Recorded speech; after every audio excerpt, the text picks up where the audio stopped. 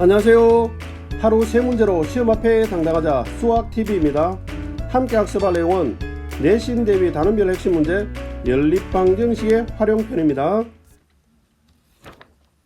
자, 1번 연규가 등산을 하는데 올라갈 때는 시속 3km로 걷고 내려올 때는 올라갈 때보다 2km 더 먼 길을 시속 4km로 걸었다. 그래서 총 4시간이 걸렸다라고 한다면 내려온 거리는 어떻게 되느냐? 자, 올라갈 때 내려올 때는 다른 길로 내려왔습니다. 자, 올라갈 때 거리가 x다라고 잡으면 내려올 때를 거리를 y라고 한번 잡아보도록 하겠습니다.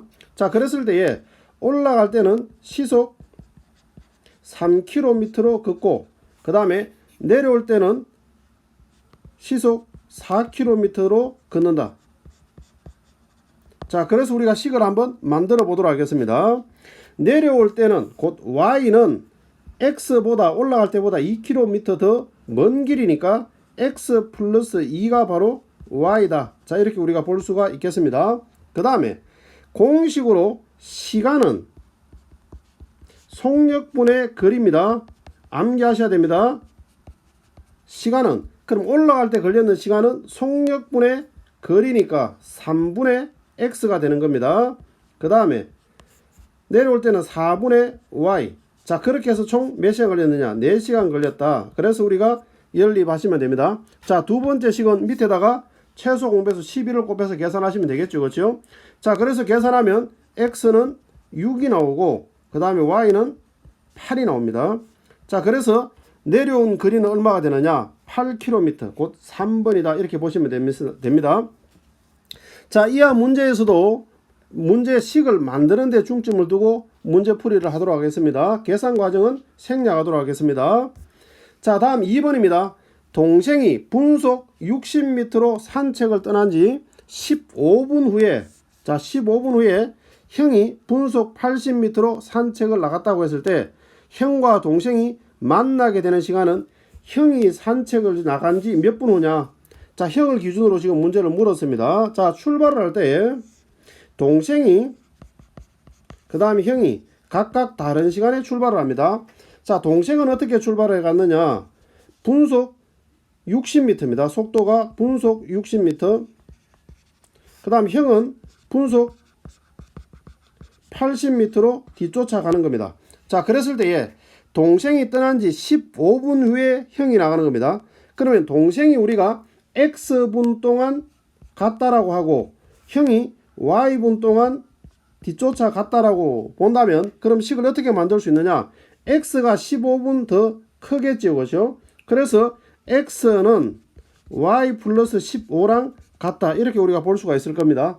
그 다음에 조금 전에도 봤지만 공식에서 거리는 뭐가 되느냐? 그러면은 시간 곱하기 속력이 됩니다. 거리는 시간 곱하기 속력. 자, 그럼 여기서 우리는 동생이 갖는 거리와 형이 갖는 거리가 최종적으로는 같아야 됩니다. 그래야만 둘이 만나겠죠. 그렇죠? 같은 지점에서. 그래서 우리가 거리는 같다라고 놔야 되니까 동생이 갖는 거리는 시간 곱하기 속력, 시간 곱하기 속력입니다. 그래서 60x랑 형이 갖는 거리 시간 곱하기 속력 80y랑 같아야 됩니다. 그렇죠? 그래서 이 두 개를 연립해 주시면 되는 겁니다. 자, 그렇게 하면 얼마 나오냐? x가 60이 나오고 y가 45가 나옵니다. 근데 여기서 우리는 형이 출발했는 걸 말하니까 y의 값을 요구하는 겁니다. 그렇죠? 그래서 우리는 45분이다. 이렇게 말해주면 정답이 되겠습니다. 자, 다음 3번입니다. 둘레의 길이가 1560m인 호수 둘레를 정민이와 채호가 일정한 속도로 걷고 있습니다. 일정한 속력으로 걷고 있는데 두 사람이 같은 지점에서 동시에 출발하여 같은 방향으로 걸으면 52분 후에 처음으로 만나고 반대 방향으로 걷게 되면 12분 후에 처음으로 만난다라고 했을 때 정민이의 속력은 분속 몇 미터냐? 자, 정민이의 속력이 채호의 속력보다 빠르다 이렇게 나와 있습니다. 그럼 우리가 미지수 설정을 정민이를 x 분속 xm로 잡고 그 다음에 채호는 분속 ym로 한번 잡아보도록 하겠습니다. 자, 그랬을 때에 호수가 이렇게 있는데 호수 전체 둘레는 1560m입니다. 자, 그런데 출발을 같은 지점을 이렇게 같은 방향으로 출발하게 되면 그러면은 52분 후에 만난다는 것은 무슨 말이냐? 정민이의 속력이 더 빠르니까 정민이가 최후를 한 바퀴 추월하는데 52분이 걸린다. 그런 뜻이 되는 겁니다. 자, 그러면은 정민이가 52분 동안 달렸는 거리와 그 다음에 최후가 52분 달렸는 거리의 차이가 얼마나 오느냐? 호수 한 바퀴 1560m다. 그런 뜻이 되는 겁니다. 그럼 조금 전에도 봤지만 거리는 시간 곱하기 속력입니다. 자, 그러면은 정민이가 52분 동안 가는 거리는 시간 곱하기 속력이니까 52x가 되는 것이고 거기에서 최후는 52y. 자, 그렇게 했을 때 차이가 호수 한 바퀴 1560m다. 그런 뜻이 되는 거죠. 자, 그 다음에 두 번째는 어떻게 되느냐? 두 번째는 서로 반대 방향으로 출발했다는 겁니다. 자, 정민이와 최후가 반대 방향으로 출발해서 가면 12분 후에 처음으로 만난다는 것은 정민이가 12분 동안 가고 그 다음에 최후가 12분 동안 가게 되면 서로가 일정한 지점에서 만나게 된다. 그런 뜻입니다. 그러면은 정민이가 12분 동안 가는 거리 12x와 그 다음에 최후가 가는 거리 12y 합하면 바로 1560이다. 자, 이렇게 볼 수가 있는 겁니다. 그래서 두 식을 연립 방정식으로 풀어주시면 x가 80이 되고 y가 50이 됩니다. 근데 여기서 우리는 문제에서 정민이의 속력을 묻습니다. 곧 x를 묻는 것입니다. 그래서 우리가 원하는 답은 분속 80m다. 자, 이렇게 해주시면 정답이 되겠습니다. 자, 다음 4번입니다. 유람선을 타고 한강을 6km만큼 거슬러 올라가는 데는 1시간 30분, 거슬러 올라가는 데는 1시간 30분이 걸리고 내려오는 데는 1시간이 걸렸을 때 정지한 물에서 유람선의 속력은 시속 몇 킬로미터냐? 자, 그럼 보겠습니다. 유람선은 시속 x 킬로미터, 그 다음에 강물의 속력은 시속 y 킬로미터라고 설정을 한번 해보도록 하겠습니다. 자, 그러면 우리가 전체 6km에 해당하는 것을 유람선이 실제로 우리가 이 강물이 흘러가는 방향과 동일한 방향으로 간다라고 한다면 유람선이 내려가는 거에서 그 다음에 강물의 속력을 합해야 되는 만큼 실제로 이동을 하게 될 것입니다. 그렇죠? 그런데 거슬러 올라가게 되면 어떻게 되느냐? 유람선이 올라가면서 강물만큼 휩쓸려 내려오게 되니까 실제로 이동하는 속도는 x-y가 될 것입니다. 그렇겠죠? 자, 그럼 이 상태로 우리가 내려올 때에는 몇 분 걸리느냐? 60분, 곧 1시간이 걸린다라고 했고 올라갈 때는 1시간 30분이 걸린다. 자, 이렇게 우리가 설정이 되어져 있습니다. 자, 역시 공식은 거리는 시간 곱하기 속력입니다. 자, 그래서 식을 한번 만들어 보면 거리는 시간 곱하기 속력인 겁니다. 곧 x 플러스 y, 1 곱하기 x 플러스 y는 6이다. 자, 이렇게 되는 거죠.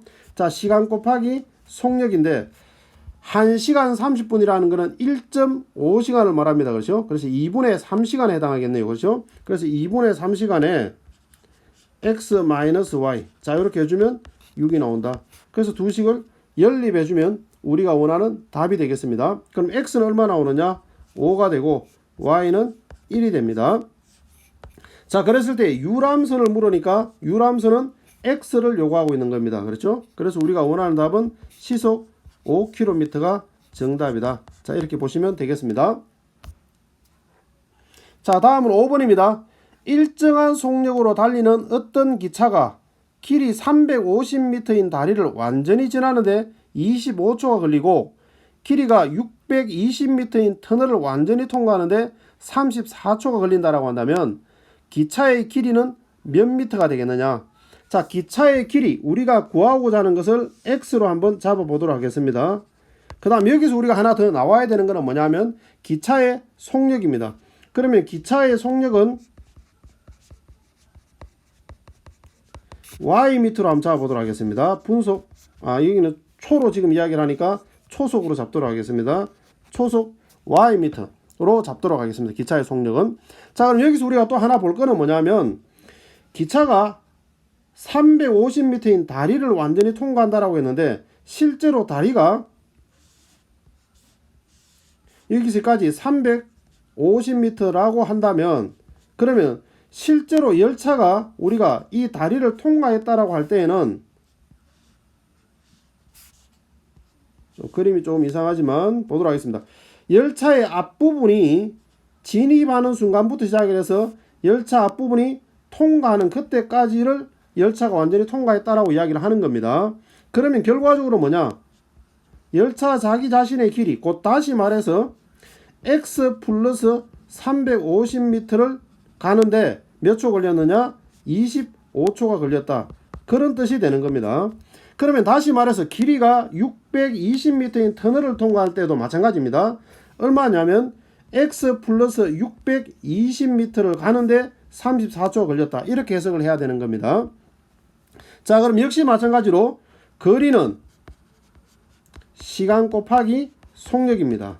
자, 그럼 식을 한번 만들어 보도록 하겠습니다. 자, 처음에 x 플러스 350을 가는데 25초. 자, 거리는 시간 곱하기 속력이라고 했습니다. 자, 거리 x 플러스 350을 가는 데는 시간 곱하기 속력 곧 25y가 된다. 이렇게 식을 만들어야 되는 거죠. 그러면은 역시 마찬가지 두 번째 x 플러스 620m를 가는 데에도 시간 곱하기 속력 곧 34y. 자, 이렇게 식을 만들어야 되는 겁니다. 자, 이렇게 해서 두 개 연립을 해주면 우리가 원하는 정답을 얻을 수가 있습니다. x는 400이 되고 그 다음에 y는 30이 나옵니다. 자, 문제에서 요구하는 거는 열차의 길이를 말하는 거니까 400m라고 잡아주면 되겠네요. 그렇죠? 열차는 400m의 길입니다. 자, 다음은 6번입니다. 8%의 설탕물과 5%의 설탕물을 섞어서 7%의 설탕물 600g을 만들려고 하는데 8%의 설탕물은 몇 그램 섞어야 되느냐? 자, 그림으로 대략 한번 나타내 보겠습니다. 8% 그 다음에 5%. 자, 그렇게 섞어서 7%의 설탕물을 만드는 겁니다. 7% 600g을 만듭니다. 600g. 자, 그러면은 8%를 우리가 xg, 그 다음에 5%를 yg. 자, 이렇게 우리가 섞는다고 생각해 보겠습니다. 그러면은 x 플러스 y가 바로 600이다 라는 걸 알 수가 있습니다. 그렇죠? 그렇게 식 하나 만들어주고, 그 다음 두 번째, 여기서 설탕물이라고 하지만 우리가 소금물로 우리가 공식을 암기하고 있으니까 소금물로 공식을 써보도록 하겠습니다. 소금의 양은 공식으로 소금의 양은 100분의 농도 곱하기 소금물의 양입니다. 자, 100분의 농도 곱하기 소금물의 양이니까 역시 우리가 8% 안에 들어있는 설탕의 양과 5% 안에 들어있는 설탕의 양을 합하면 곧 7% 안에 들어있는 설탕의 양이 되는 겁니다. 그렇죠? 그러면 우리가 설탕으로 바꾸어서 식을 한번 만들어 보면 어떻게 되느냐? 100분의 농도 곱하기 설탕물의 양입니다. 그래서 8x 플러스 100분의 농도 곱하기 설탕물의 양 5y가 되겠죠. 그랬을 때 100분의 농도 곱하기 7 곱하기 설탕물의 양 600. 자, 이렇게 됩니다. 그래서 이 두 식을 연립 방정식으로 풀어주시면 되는 겁니다. 자, 그렇게 하면 얼마나 나오느냐? x의 값이 400이 나오고 그 다음에 y의 값이 200이 나옵니다. 자, 여기서 우리가 요구하는 거는 뭐냐?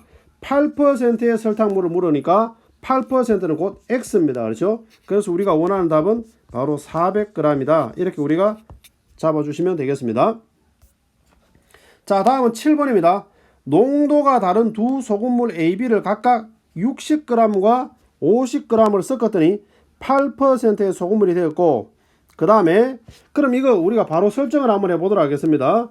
두 소금물의 농도를 물으니까 A 소금물의 농도를 X%다 라고 하고 B 소금물 우리가 농도를 Y%다 이렇게 우리가 설정을 한번 해보도록 하겠습니다.